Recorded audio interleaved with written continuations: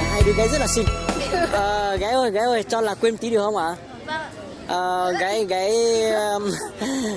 Đừng có nhìn mẹ. Gái bên này mà áo mông này cho hỏi một chút là tên gì ạ? Em tên là Duyến, Mùa Thị Duyến. Mùa Thị Duyến ở bản nào? Bản Co Hồng ạ. Bản Co Lống ạ? Kho Hồng ạ. Kho Hồng. Chiều Xuân. Đã trốn ra bây giờ? Dạ. Ô, gái Kho Hồng thì xinh thế. Thế cái bộ áo này là bộ áo người Mông gì ạ? Mông đen. Mông đen. Thế mình là Mông đen phải không? Vâng. Thì là của sao thì Mông Xi nó? Giờ Mông Đu. Mông Đôi à? Hay là Mông Đôi à? Thế gái bên này tên gì ạ?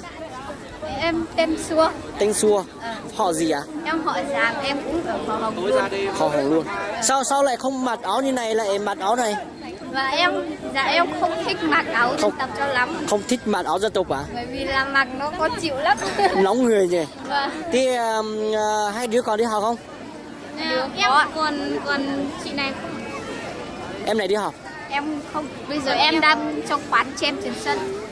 Và thế đứa bên này Năm nay học lớp 9. học lớp 9.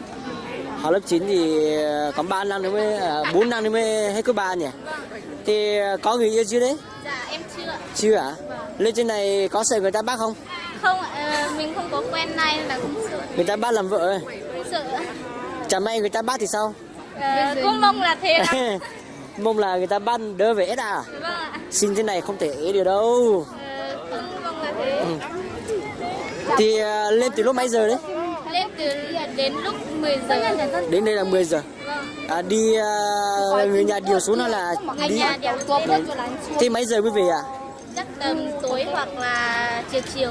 Chiều. Thế sáng ngày 1 2 lại đi đâu à? Chắc là lên cửa khẩu. Cửa khẩu. Hôm đấy chú vẫn lên cửa khẩu. Thì gặp nhau trong đấy nhá. Thì gái có thể là để lại Facebook hoặc số điện thoại trên này được không ạ? Nick Facebook của cháu là Mùa Thị Duyến. Mùa Thị Duyên ạ. Vâng. Và rồi đi chơi nhé. Cứ đi vừa quay nhé.